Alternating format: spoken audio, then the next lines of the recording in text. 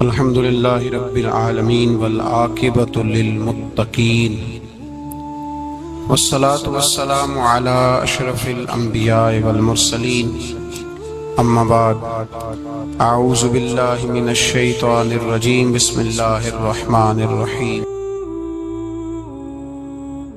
جی دوستو، قرآن پاک میں اللہ تعالیٰ نے نبی پاک صلی اللہ علیہ وسلم کی شانیں بیان کی۔ ایک مقام پہ ارشاد فرمایا کہ محبوب آپ اپنے غلاموں سے ایک اعلان یہ بھی کریں، ایک بات ان سے یہ بھی آپ کہیں، قل یا ایھا الناس، آپ فرما دیں کہ اے لوگو، انی رسول اللہ الیکم جمیعا، میں نہ تم سب کی طرف اللہ کا رسول بن جائے۔ نبی پاک صلی اللہ تعالی علیہ وسلم نے فرمایا کہ اللہ تعالیٰ نے نا مجھے مخلوق کا رسول بنا کر بھیجا ہے۔ حضور انسانوں کے بھی رسول ہیں، فرشتوں کے بھی رسول ہیں، جنوں کے بھی رسول ہیں، رسولوں کے بھی رسول ہیں۔ نبی پاک صلی اللہ تعالی علیہ وسلم نے ہمیں جو سوچ عطا فرمائی وہ ایک امت کی سوچ دی حضور کو۔ کنتم خیر امت، تم بہترین امت ہو۔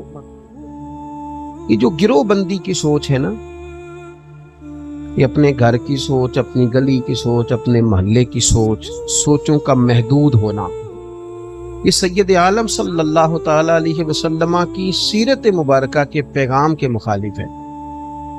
حضور نے نا بڑے ذہن بنائے، بڑی سوچیں دی اور لوگوں کے ذہنوں کے اندر وسعت پیدا کی نبی پاک صلی اللہ علیہ وسلم۔ ہمارے ساتھ یہ مسئلہ ہوا ہے پچھلے کچھ عرصے سے، ہمیں بری طرح بانٹا گیا ہے۔ آپ اس ملک میں رہتے ہیں جس کے 4 صوبے، لیکن چاروں صوبوں کے لوگوں کی سوچوں کو تقسیم کیا گیا۔ جس سیاسی جماعت کی حکومت سندھ میں ہے اس کی پنجاب میں نہیں، جس کی پنجاب میں ہے اس کی خیبر پختونخوا میں نہیں۔ ذہنی سطح پر تقسیم کی گئی، کبھی علاقوں کے نام پر، کبھی زبان کے نام پر، کبھی کسی نام پر۔ اہل حق، اہل سنت کے اندر بھی جو نظریاتی طور پر پختہ ہیں اور سواد اعظم ہیں، وہاں بھی چھوٹی چھوٹی تقسیمیں، اپنے اپنے گروہ، اپنے اپنے مفادات، اللہ ماشاءاللہ اپنے اپنے معاملات۔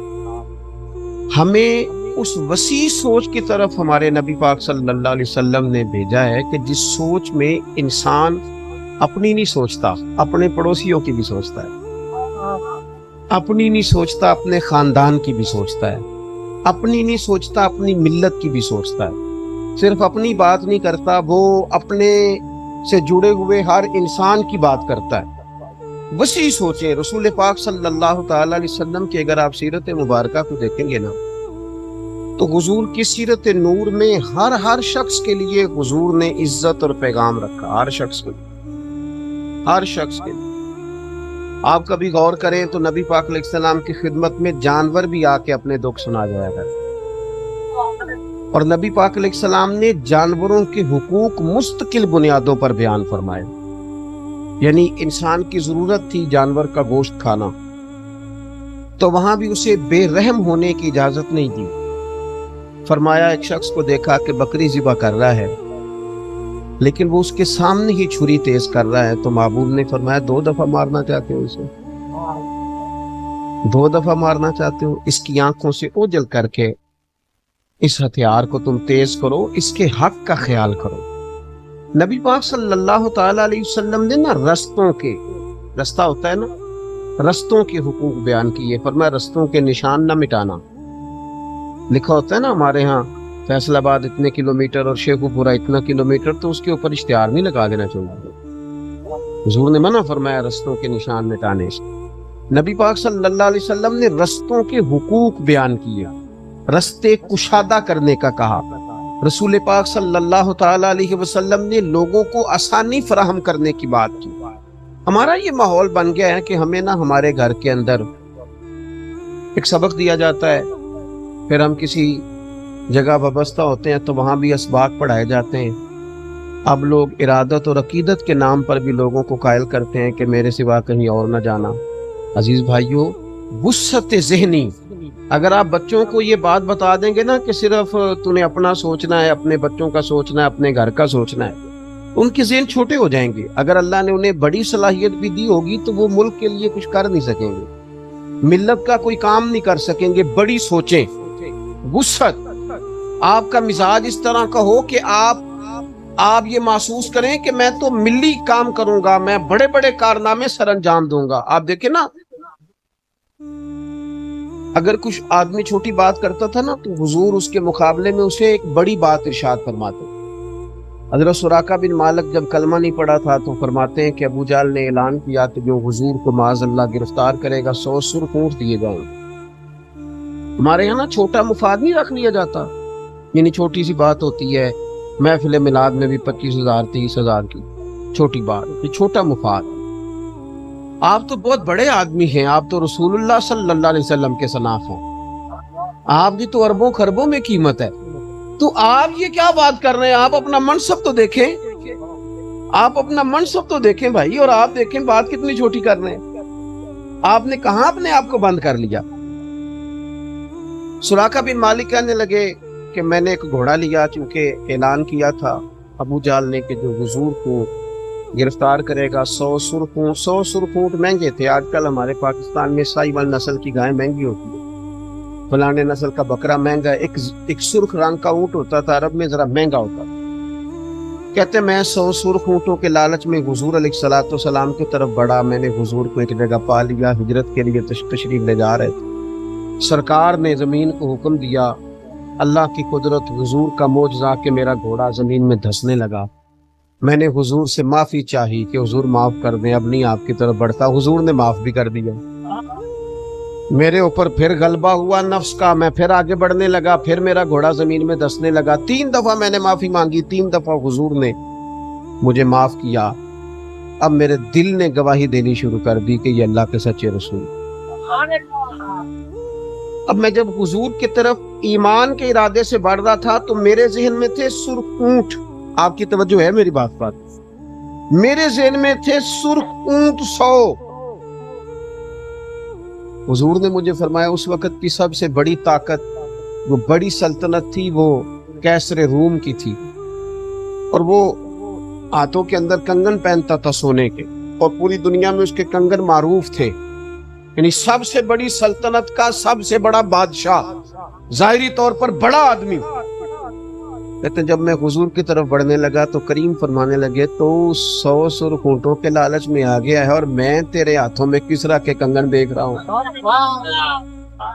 سب سے بڑی حکومت کے سب سے بڑے آدمی کے کنگن لینے، اتنی چھوٹی سی بات 100 سرخ اونٹ۔ حضور نے ذوق بدل دیا، انداز بدل دیا۔ نبی پاک صلی اللہ علیہ وسلم نے کہا کہ مطلب صرف یہی ہے، اتنی بڑی بات کر دی۔ کہتے میں کلمہ پڑھ گیا، اللہ نے توفیق دے دی، ایک ذرا کم کر دے۔ کہتے میں مسلمان ہو گیا سرکار۔ اب حضور یہ وعدہ کب کر رہے ہیں؟ یہ نوجوان بچے ذرا میری بات پہ غور کریں، سرکار مکے سے نکل رہے ہیں، مدینہ شریف ابھی پہنچے نہیں، ایک گاؤں پر بھی اسلام کی حکومت نہیں، لیکن محبوب وہاں بھی جب بات کرتے ہیں تو سلطنت فتح کرنے کی بات کرتے ہیں۔ یہ چھوٹی چھوٹی باتیں جو نا سطحی سی باتیں، گھر بناؤں گا، بچے پالوں گا، پلاٹ خرید لوں گا، بڑی گاڑی، یہ تو بڑی سطحی سی سوچ ہے۔ مسلمان کی کبھی یہ سوچ ہوتی ہے؟ اقبال کہتے ہیں بازو تیرا توحید کی قوت سے کبھی ہے، کیونکہ اسلام تیرا دیس ہے اور تو مصطفی ہے۔ بڑی سوچ اپنی طبیعت میں پیدا کی جائے۔ نبی کریم صلی اللہ تعالی علیہ وسلم نے ارشاد فرمایا کہ میں جلدی سے بات کرنا چاہ رہا ہوں کیونکہ نماز کا معاملہ ہے، آپ حضرات توجہ فرمائیں گے۔ اب حضرت سراقہ بن مالک کہتے ہیں میں مسلمان ہو گیا، میں نے کلمہ پڑھ لیا۔ اب وقت بدلے، سرکار مدینہ طیبہ تشریف لائے، مکہ فتح ہوا، سرکار کا وصال ہو گیا، پر وہ کنگن نہیں ابھی آئے۔ حضرت صدیق اکبر کا وصال ہو گیا، حکومت کی، کنگن نہیں آئے۔ سیدنا فاروق اعظم کا دور آ گیا، حضرت سراقہ بوڑھے ہو گئے تھے، اب گھر میں رہتے تھے، اٹھا نہیں جاتا تھا۔ اگر کوئی شخص کہتا نا بڑے بیمار رہتے ہو تو فرماتے پریشان نہ ہو جاؤ، میرے پاس حضرت عزرائیل نہیں آئیں گے۔ کہا کیوں نہیں آئیں گے؟ فرمایا اس لیے کہ حضور نے فرمایا تھا کنگن آئیں گے، جب تک کنگن نہیں نہ آتے اتنی دیر تک موت بھی نہیں آئے گی۔ हजरत उमर फारूक के जमाना मुबारका में वो इलाका फतह हुआ, वो कंगन आए, बूढ़े हो गए थे, उठा नहीं जाता था, पोते भी ब्याहे गए, शादियां हो गई। आपने फरमाया दादा को बुलाओ। मैंने कहा हजरत अब तो बहुत बूढ़े, उठा नहीं जाता। हजरत उमर रो पड़े, फरमाने लगे कान में एक दफा कह देना सुराका कंगन आ गया, मेरे महबूब का वादा तकमील को पहुंचा, कह देना कंगन आ गए, फिर देखना कैसे उठते हैं। कहते हैं बस जब उनके कान में कहा तो यूं लगा जैसे रब ने जनाबे जुलेखा को जवानी अता कर दी। उठे वो और उन्होंने बिस्तर छोड़ा। कहते हैं नबी पाक सल्लल्लाहु अलैहि वसल्लम की वो पेश गोई, हुजूर सैयद आलम की वो गैब की खबर पूरी हुई। जनाबे सुराका के हाथों में कंगन आए। जवानों हमें लगा दिया गया छोटी बातों पे, सतही सोचों पे। आप जरूर रहें, अगर आप किसी जमात को सही समझने लगे हैं, किसी पार्टी में जरूर रहें, लेकिन उसका मतलब ये तो नहीं कि दूसरा आपकी नजर में बुरा हो गया। आप अपने कबीले के अंदर रहते हुए दूसरों को इस कदर ज्यादा आप गिरोह के कायल हो जाएं कि आपको रोज लूटा जाए, कभी बरादरी के नाम पर, कभी इलाके के नाम पर, कभी कबीले के नाम पर। इससे थोड़ा ऊपर उठें, सोचों को थोड़ा बड़ा करें।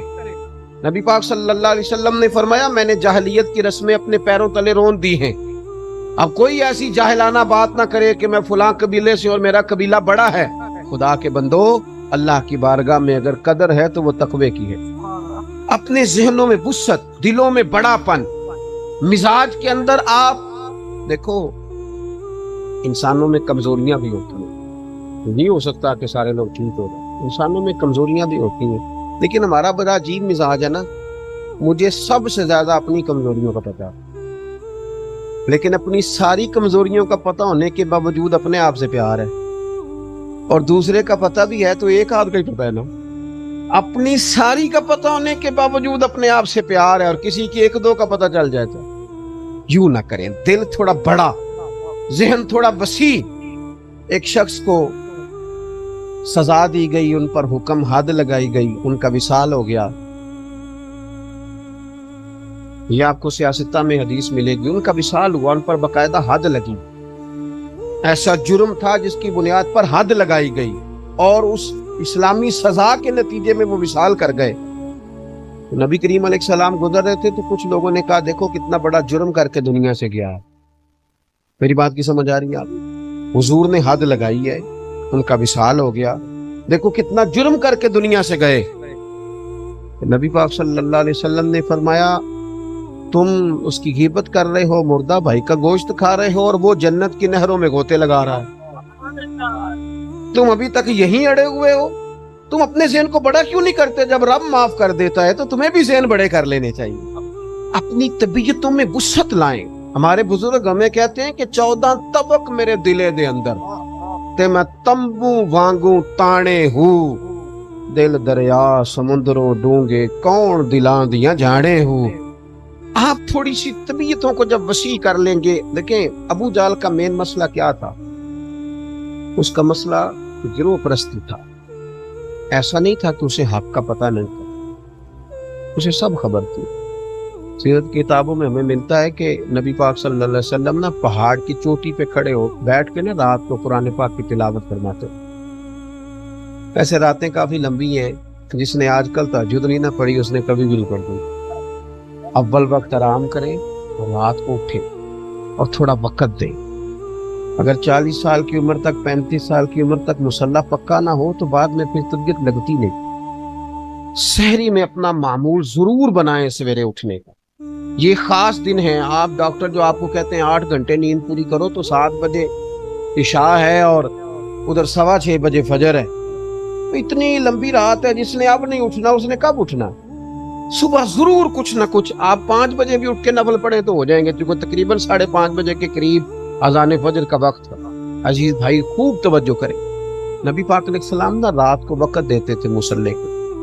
सरवर कायनात सल्लल्लाहु अलैहि वसल्लम पहाड़ की चोटी पे बैठ के कुरान पाक की तिलावत फरमाते। अच्छा कारी कुरान पाक पढ़े तो सुनने को जी चाहता, और जब खुद महबूब कुरान पाक पढ़े तो सरकार तिलावत फरमाते।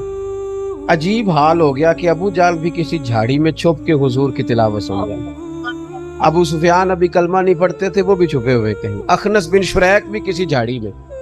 थोड़ी देर नहीं, یہ دلچسپی پیدا کرو قرآن پاک. تھوڑی دیر میں ساری رات حضور نے پڑھا اور ساری رات انہوں نے سنا. یہ بہت مشکل کام ہے. ساری رات صبح نکلنے لگے تو کسی کونے میں ملاقات ہوگی. تو کدھر آیا تھا؟ اس نے کہا تو کدھر آیا تھا؟ تیسرا کہنے لگا مجھے بتاؤ نا تم کدھر آئے تھے دونوں؟ کل نہیں آنا. دو گاؤں لوگ دیکھیں گے تو کیا سوچیں گے؟ ہم لوگوں کو روکتے ہیں، خود آتے ہیں. لیکن قربان جائیں، کہتے ہیں حضور کی تلاوت تھی نا. رات کو ارادہ تو تھا نہیں جائیں گے، پر وہ تلاوت کانوں میں رس گھولنے لگی. کبھی بستر کی یہ کروٹ بدلی تو کبھی وہ بدلی، تو جب نہ رہ سکے تو چلے گئے پھر اٹھ کے. جگہ بدل بدل کے بیٹھ گئے. مسلسل آتے رہے، روز کہتے رہے آج نہیں آنا، پر کئی دن آتے رہے. ایک دن پکا کیا کہ آج کے بعد نہیں آئیں گے ورنہ عام لوگ بھی آنا شروع ہو جائیں گے. جب یہ طے ہو گیا تو اخنس بن شریح کہتے ہیں میں صبح نا ابو جہل کے گھر چلا گیا. میں نے کہا یار یہ تو بات پکی ہے نا کہ وہ جو پڑھتے ہیں بڑا سونا پڑھتے ہیں. اب تو بتا، توجہ ہے میرے عزیزوں کی. اخنس بن شریح ابو جہل سے کہنے لگا بتا، سچ بتانا دل پہ ہاتھ رکھ کے، نبی پاک علیہ السلام جو قرآن پڑھتے ہیں وہ سچا ہے کہ میں ہوں تو ہے تیسرا کوئی؟ صحیح بتا. یہ میری بات پر خاص غور کرنا. کہنے لگا میں تو بہت زمانے سے کہہ رہا ہوں کہ قرآن نہیں، ان کا تو ایک ایک حرف سچا ہے. قرآن کا ایک ایک حرف سچا ہے. ان کا ہر شے سچی بیان کرتے ہیں رسول. ان کی ہر بات حق پر مبنی ہے. تو اخنس بن شریح کہنے لگا جب سچ ہے تو تو مانتا کیوں نہیں؟ اب ترجمہ کر لیں اس کا یہ کہ تو جانتا ہے تو مانتا کیوں نہیں؟ آج ہی بڑے لوگ ہیں نا کہتے ہیں دین بالکل حق ہے تو عمل کب کرنا؟ یہ بات تو کافر بھی کہہ رہے تھے کہ ہے بالکل سچا تو عمل کس نے کرنا ہے؟ تو اس پہ عمل کون کرے گا؟ عمل کا ہی تو مسئلہ ہے. کہا تو جانتا ہے تو مانتا کیوں نہیں؟ تو ابو جہل نے جو سوچ دی اس کو دیکھیے گا کیا ہے. وہ کہنے لگا ہمارے قبیلے کا اور بنو عبد مناف کا، بنو ہاشم کا شریکہ تھا نا، یہ شروع سے مقابلہ رہا. اگر انہوں نے گھوڑا دوڑایا تو ہم نے بھی دوڑایا، اگر انہوں نے کسی غریب کو کھانا کھلایا تو ہم نے بھی کھلایا، اگر انہوں نے کسی کا بوجھ اٹھایا تو ہم نے بھی اٹھایا. پھر انہوں نے کہا کہ ہمارے قبیلے میں نبی آ گئے. کہنے لگا اللہ کی قسم، لات و منات کی قسم کبھی نہیں مانوں گا معاذ اللہ. انہوں نے کہا ہمارے قبیلے میں نبی آ گئے. مانا کیا تھا کہ اگر میرے قبیلے میں آتے نا پھر میں مان جاتا. اوہو، یہ گروہ پرستی کی سوچ، یہ برادری ازم کا رٹا آڑے آ گیا. حق پہنچ گیا لیکن قبول ہے. یہ گروہ بندی کی جو سوچ ہے نا، دیکھیں نا یہاں لڑائی ہو گئی چوک میں ہمارے بچے کی کسی برادری کے بچے کے ساتھ، تو خبر آئی کہ بچہ لڑ پڑا ہے تو پہلے جا کے کوئی پوچھتا ہے کہ غلطی کس کی ہے؟ بولے پوچھتے ہو؟ سیدھی لڑائی شروع کر دی. کیا یہ جائز ہے؟ دین اس کی اجازت دیتا ہے؟ اخلاقیات اجازت دیتے ہیں؟ اتنے گروہ پرستی میں آ گئے کہ ہم نے سب کو شکوے نا پولیس والوں سے. میں نے ایک پولیس آفیسر سے بات کی، میں نے کہا یار بڑے لوگوں کو شکوے ہیں. تو کہنے لگا پیر صاحب ہمیں بھی تو شکوے ہیں نا، پتہ تو کرو کتنے لوگ سچا پرچہ درج کراتے. پوچھو کتنا سچا درج کراتے، ان سے پوچھو. اتنا ہی مال لکھواتے ہیں جتنا ان کا گیا ہے. ان کو پتہ ہوتا ہے کہ ہمارا مجرم کون ہے. بہت سارے لوگوں کو یہ جو نامعلوم نام لکھواتے ہیں کس لیے لکھواتے ہیں؟ کہ جو پیروی کرے گا اس کا بھی نام دے دیں گے. گروہ بندی کی سوچ، تقسیم در تقسیم، چھوٹے چھوٹے ذہن. اگر کسی آپ کے مقابلے میں کسی بندے کے اندر خوبی ہے تو آپ اس خوبی کو تسلیم کریں. اگر آپ سمجھتے ہیں کہ وہ میری جماعت کا نہیں، برادری کا نہیں، قبیلے کا نہیں، لیکن خوبی رکھتا ہے تو اس کی خوبی کو تسلیم کریں. میں ایک سوچ آپ کو دیتا ہوں. آپ ذرا سیرت، آپ کا عنوان ہے نا، تو سیرت کا یہ والا رنگ ذرا دیکھیے. جناب عمر فاروق رضی اللہ تعالیٰ عنہ کی ایک لونڈی نے کلمہ پڑھا، حضرت عمر نے الٹا لٹکا کے مارا. ہاتھ میں تلوار، مکے کے صحراؤں میں حضرت عمر مقابلے میں نکلے ہوئے حضور کو شہید کرنے کے لیے. میں شہید کروں گا. آپ مجھے بتائیں ایک بندے کا آپ کو پتہ چل جائے کہ وہ تو آپ کے مقابلے میں ہے، شہید کرنا چاہتا ہے، تو اس کے لیے آپ دعا مانگیں گے؟ ادھر دیکھو میری طرف. لیکن حضور کو پتہ تھا نا کہ وہ نکل تو آئے ہیں پر بندہ اصولوں والا ہے. وہ مقابلے میں نکلے، یہاں رپورٹ آ رہی ہے کہ ان کے ہاتھ میں تلوار ہے اور حضور کعبے کا غلاف پکڑ کے کہتے ہیں یا اللہ عمر کے اسلام کے ذریعے اسلام کو عزت عطا فرما دے.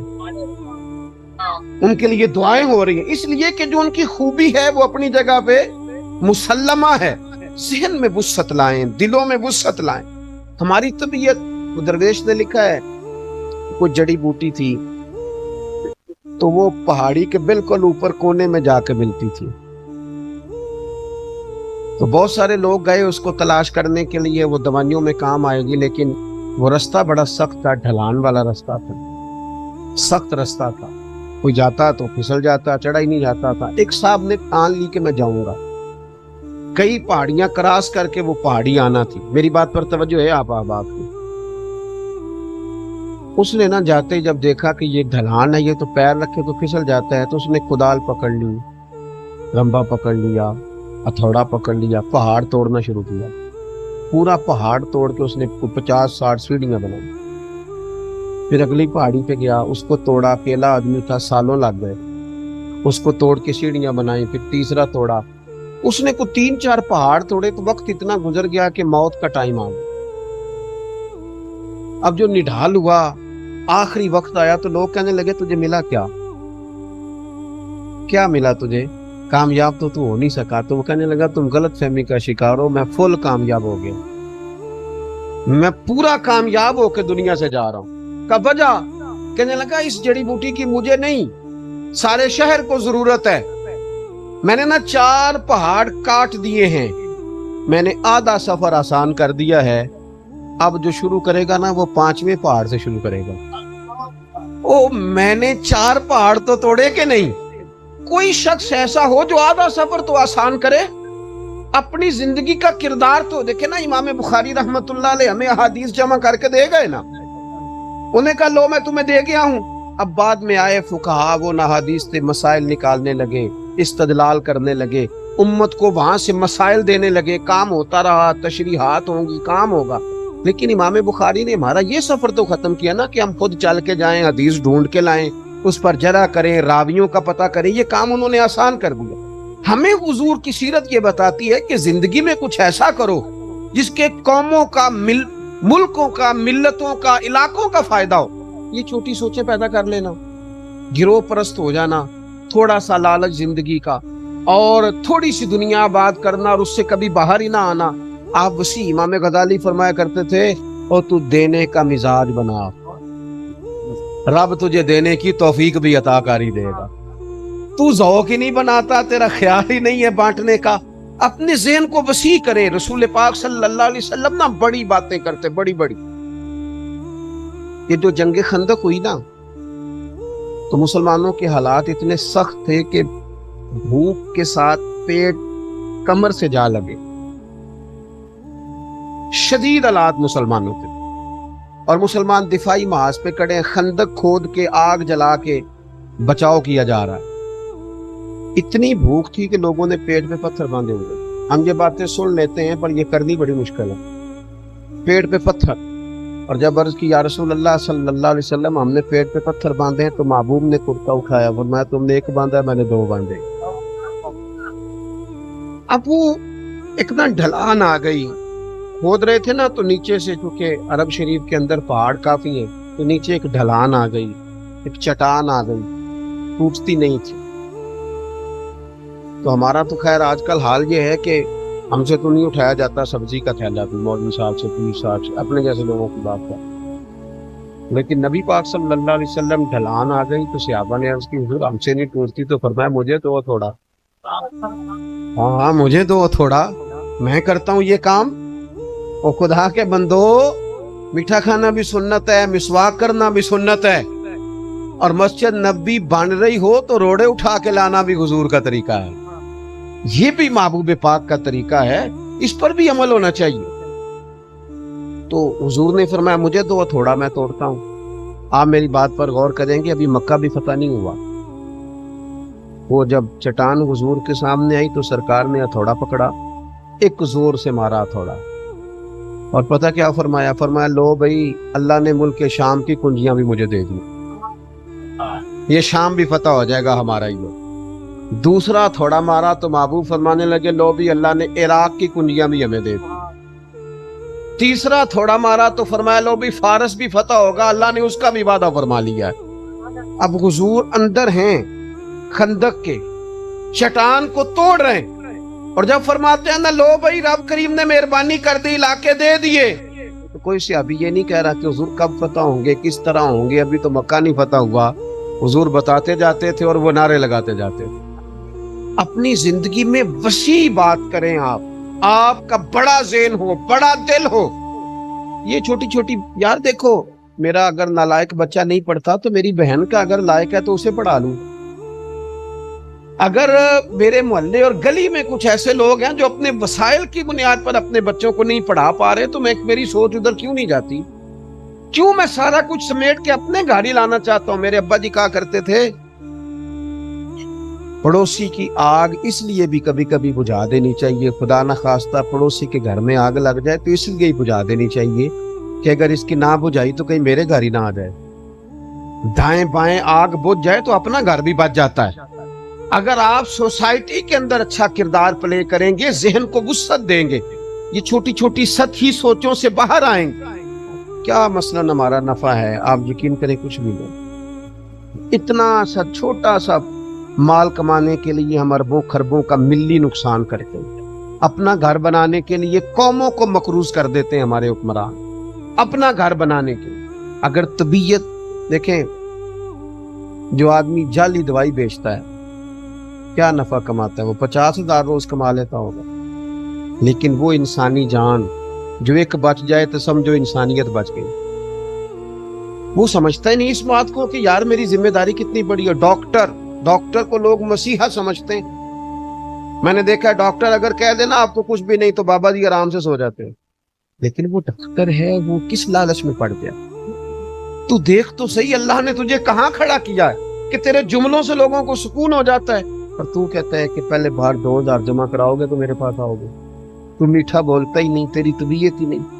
मैं आपको बड़े दर्द से कहता हूं कि वो लोग जो खानकाई हैं, जिनके पास लोग अकीदत से चल के जाते हैं, वो कहते हैं 3 मिनट से ज्यादा मुरीद के पास नहीं बैठना, वरना मुरीद अदब नहीं करते। और कई दफा होता भी है, आप थोड़ा प्यार ज्यादा कर लें तो साहब भी समझते हैं कि खैर सा लगे। लेकिन आपको उनकी तरफ देख के अपना रवैया बदलना है। आप तो ये देखें, वो नबी पाक सल्लल्लाहु अलैहि वसल्लम का दीन सीखने आया है, और आप बैठे कहाँ हैं? मिंबरे रसूल पर, मुसल्ला रसूल पर। आपकी तो बहुत बड़ी सोच होनी चाहिए। आपको तो मिल्ली बात करनी चाहिए, कौमी बात करनी चाहिए। मैं ना तालिब इल्मों से कहता हूँ अक्सर मदरसे के, 100 बंदे तुम्हारे पास जुमा पढ़ने आते हैं तो एक बंदा अगर मुखालफ भी हो तो सारी तकरीर मुखालफ पे ना कर दिया करो, उसको भूल जाओ थोड़ी देर के लिए। इशारे से बात करें जी, इशारे से, बोल के ना करें। ओ भाई ना बोले, अल्लाह खुश रखे, ना बोले जी आप, अल्लाह जज़ाए खैर, इशारे से बात करें। संगियो, सारी तकरीर उस बंदे पे कर देने की क्या जरूरत है? आप जो 99 बाकी दीन सीखने आए हैं उन पर भी तो बात करें ना। वे एक बंदे को ज़हन में रखे कि ये मेरा मुखालफ है, और मैं बच्चों से कहता हूँ एक मुखालफ हो तो नजर भी नहीं लगती बंदे को, कोई होना चाहिए। वो हारून रशीद चले गए ना एक मौलाना के पास जुमा पढ़ने, तो काबू आ गया था। अभी मौलवी साहब से भी जो हो सकता था उन्होंने की, बस सारी बातें कर दी 1 मिनट में, सारा कुछ ही कह दिया, सख्त सुस्त बोला। जुमे की नमाज के बाद हारून रशीद ना बड़ी गर्मजोशी से मिले मौलाना साहब से। कहने लगे मौलाना आप तो बड़े नाराज हैं मुझसे। कहने लगे सारे सूबों से तेरी शिकायतें आती हैं। तो वो कहने लगा मौलाना शिकायतें तो जरूर आती होंगी, पर एक बात कर लो। कहने लगा मैं इतना बुरा तो नहीं जितना फिरौन था। तो मैंने आपको फिरौन कब कहा है? किसने कहा है आप फिरौन है? तो कहने लगे आप सूरह ताहा पढ़े ना, हजरत मूसा अलैहिस्सलाम फिरौन के पास जाने लगे तो रब करीम ने फरमाया मूसा फिरौन से जरा नरमी से बात करना। तो अगर उससे नरमी से बात हो सकती है तो हारून रशीद से भी तो हो ही सकती है ना। आप अपने लहजे में, माहौल में कुछ ऐसी बातें लाएं जिसमें महसूस हो कि आपकी एक बड़ी सोच है, आप एक वसी बात करते हैं। वो मैं उन भाइयों को भी जानता हूं जिनकी बहन कभी 2000 मांग लेना, वो कहने में पैन तेन की दसा थी बड़ा तंग। हालांकि ये तो 6000 की रात रोटी खा के आया दोस्तों के साथ। आपका ज़हन ही बड़ा नहीं, आपकी तबीयत में वुसअत नहीं। काश आपकी तबीयत में वुसअत होती तो अल्लाह ताला ने अशरफुल मखलूकात बनाया है, हुजूर का गुलाम बनाया है। आपके तो घर लंगर पकते और दुनिया खाती। لیکن اس کے لیے پہلے دل کا، جگر کا، ذہن کا بڑا ہونا شرط ہے۔ یہ جہاں آج منگلہ ڈیم ہے نا، یہاں پہلے میر پور شہر تھا، پھر کسی حادثے میں شہر تباہ ہوا۔ جس آفیسر کی ڈیوٹی تھی وہاں، وہ کہتا ہے میں اپنی جیپ میں گزر رہا تھا، ملبہ اکٹھا ہو رہا تھا، تو ایک بوڑھا شخص اور اس کی بیوی گدھے پہ 2 بوریاں رکھ کے وہاں سے گزر رہے تھے، ہاتھ ان کے کانپ رہے تھے۔ تو میری روک کے نہ گاڑی، تو وہ مجھ سے کہنے لگے بیٹا حکومت کا جو خزانہ کا دفتر ہے جہاں حکومت پیسے جمع کرتی ہے وہ کدھر ہے؟ تو میں نے کہا بابا جی خیر ہے؟ کہنے لگے پتر ہمارا شہر تباہ ہو گیا ہے، ہماری بستی ساری اجڑ گئی ہے، تو میں نے اور میری بیوی نے نا ملبہ صاف کر کر کے سونا چاندی کچھ اور دھاتیں ان بوریوں میں جمع کی ہیں، اب ہم حکومت کے خزانے میں جمع کرانے جا رہے ہیں تاکہ ہمارا شہر پھر سے بس جائے۔ یہاں ہمارے بزرگوں کی قبریں ہیں، ایسا نہ ہو کہ یہاں دنیا آنا جانا چھوڑ دے، ہمارا نا شہر آباد ہو جائے، شہر گھر نہیں۔ یہاں تو بھئی یہ حال ہم نے کر دیا کہ ایکسیڈنٹ ہو جائے تو لوگ موبائل چوری کر لیتے ہیں، زخمیوں کے لوگ زیورات اتارتے ہیں۔ یہاں تو اس طرح کا ذوق لوگوں کا بنا دیا گیا ہے، ہمیں پھر سے امت ہو کر کردار ادا کرنا پڑے گا۔ ہمیں رسول کائنات علیہ السلام کا وہ دیا ہوا بڑا ذوق، اس پر ہمیں آگے بڑھنا پڑے گا، ہمیں وہ والی سوچ لانی پڑے گی کہ جب حضور نے فرمایا صحابی سے کہ میرے مہمان کو کھانا کھلاؤ، تو اس نے اپنی بیوی سے کہا تھا بچے بھوکے سلا دے اور چراغ ٹھیک کرنے کے بہانے اسے بجھا دے، ہاتھ چلاتی رہنا لیکن مہمان پیٹ بھر کے کھائے، دنیا آوے تے کھا کھا جاوے تے راضی ہووے بلا، اس کو پیٹ بھر کے کھلا۔ میاں بیوی بھوکے سوئے، بچے بھوکے سوئے، اپنے بچے بھوکے سلائے کسی کے لیے، اپنے بچے۔ اللہ نے قرآن نازل کر دیا وَيُؤْثِرُونَ عَلَىٰ أَنفُسِهِمْ وَلَوْ كَانَ بِهِمْ خَصَاصَةٌ۔ کچھ لوگ وہ بھی ہیں جو دوسروں کو ترجیح دے دیتے ہیں اگرچہ انہیں بڑی ضرورت بھی ہو۔ کہتے ہیں صبح میں حضور کی بارگاہ میں گیا تو بتانا نہیں پڑا، کریم فرمانے لگے رات جو تو نے عمل کیا نا اللہ کو بھی بڑا پسند آیا ہے، رسول اللہ کو بھی بڑا پسند آیا۔ تھوڑا سا نا احسار کا مزاج بنا، تھوڑی سی سوچ، یعنی میں اپنی تھڑی بچاتا ہوں، میرا ایک موٹر سائیکل گزرنا ہے، حالانکہ وہ ایک بچے کو لگائے نا تو اٹھا کے بھی اندر جا سکتا، لیکن میں نے سارا محلہ تنگ کر دیا، وہ گلی سے ایمبولنس نہیں گزر پاتی، اور میرا موٹر سائیکل ذرا صحیح کر کے چلا جاتا ہے نا۔ اور اگر کوئی بندہ مجھے کہہ بیٹھے تو توبہ توبہ توبہ، او خدا کے بندے 6 فٹ تے میں چھڈیے تھا، تو کون ہونا مینوں آکھنا والا؟ او بھائی اپنے لیے چھوڑی تھی تو نہ چھوڑتے۔ میں نے دیکھا رستوں کے معاملے میں لوگ اتنی کنجوسی کرتے ہیں، حالانکہ آپ گلی سے گزرے تو کشادہ ہو کے گزرے، صحیح ہو کے گزرے۔ تو سیرت نبوی ہمیں یہ کہتی ہے کہ تمہاری سوچیں چھوٹی نہیں ہونی چاہیے، تمہارے دل چھوٹے نہیں ہونے چاہیے، تمہاری طبیعتیں بڑی ہوں، تمہارا مزاج، تمہارا حوصلہ، بولیے کبھی کبھی نہ ہنسنا بھی سیکھے۔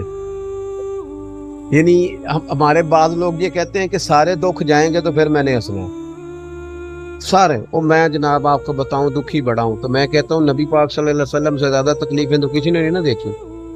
13 سال مکہ مکرمہ میں کبھی روڑے مار رہے ہیں طائف کے لوگ، کبھی اوجڑیاں آ رہی ہیں، کبھی کانٹے بچھائے جا رہے ہیں، مدینہ میں آ گئے تو کبھی بدر کی لڑائی، کبھی احد کی جنگ، کبھی منافقوں کی سازشیں، لیکن حضرت حارث رضی اللہ تعالیٰ عنہ فرماتے ہیں میں نے اتنا مسکراتے ہوئے کسی کو نہیں دیکھا جتنا رسول کریم مسکرایا کرتے تھے۔ آپ اگر اپنی سوچ اتنی محدود کر لیں گے کہ ہر وقت کسی ایک چیز کو ذہن میں لے کے آپ کا غصہ ہی نہیں جاتا، تلخی نہیں جاتی، کبھی کبھی ہنسیں بھی، اور اگر آپ کہیں کہ سارا زمانہ ٹھیک ہوگا تو پھر میں نے ٹھیک ہونا ہے، تو پھر تو آپ ٹھیک ہو ہی نہیں سکتے، اس لیے کہ نیکیاں جمہوری نہیں ہوتی، نیکیاں جمہوری۔ حضرت صدیق اکبر نے کہا تھا کہ پہلے سارے کلمہ پڑھیں تو پھر میں پڑھوں گا، حضرت علی نے کہا تھا کہ پہلے سارا کلمہ پڑھیں مکے والے تو پھر پڑھوں گا، انہوں نے کہا بس ہمیں سمجھ آ گئی ہے دین حق ہے، تو کوئی مانے نہ مانے ہم ضرور مانیں گے۔ آپ لوگوں کو دیکھ کے نیکی کریں گے تو کر ہی نہیں سکتے، دل بڑا کریں، ذہن میں وسعت لائیں۔ ہمیں رسول اللہ صلی اللہ علیہ وسلم نے وہ دین دیا ہے جس میں حضور نے خلق کی بات کی، فرمایا مخلوق کی، چونٹیاں ایک جگہ صحابہ کہتے ہیں آگ لگائی تو چونٹیاں جل گئیں تو حضور ناراض ہو گئے، یار چونٹیوں کو جو دین قدر دے، چونٹیوں جل گئیں حضور ناراض ہو گئے، فرمایا تمہیں پتہ ہے آگ کا عذاب سوائے اللہ کے کوئی نہیں دے سکتا، یہ تم نے کیا کام کیا؟ تو ذہن کو بڑا کرے، طبیعت کو بڑا کرے۔ وہ ایک بابا جی نا ہاتھ کانپ رہے تھے تو درخت لگا رہے تھے۔ کسی نے کہا اینگل ہوتے ہیں نا دو سوچ کے، ایک اینگل یہ ہے کہ یار دیکھو بابا جی کتنی محنت کرتے ہیں، اور ایک اینگل یہ ہے دیکھو اس عمر میں بھی سکون نہیں۔ اپنی اپنی سوچ ہوتی ہے نا۔ تو ہاتھ کانپ رہے تھے، درخت لگا رہے تھے، تو ایک شخص نے کہا حضور اتنی تکلیف میں، تو وہ کہنے لگے اصل میں نا ہمارے بڑوں نے درخت لگائے تھے تو ہم نے پھل کھائے، ہم خود غرض نہیں مرنا چاہتے ہم بھی کوئی درخت لگا جائیں تاکہ آنے والی نسل بھی کوئی پھل کھا لے۔ تو جو پچھلوں نے لگائے تھے اگر ان کے پھل آج ہیں تو ہمیں بھی تو کوئی لگا جانا چاہیے تاکہ آنے والی نسل کو بھی کچھ ملے۔ اللہ تبارک و تعالی ہمیں نبی کریم کے قدمین کی برکت سے وسعت قلبی عطا فرمائے، اور اللہ ہمارے حال پہ رحمت فرمائے۔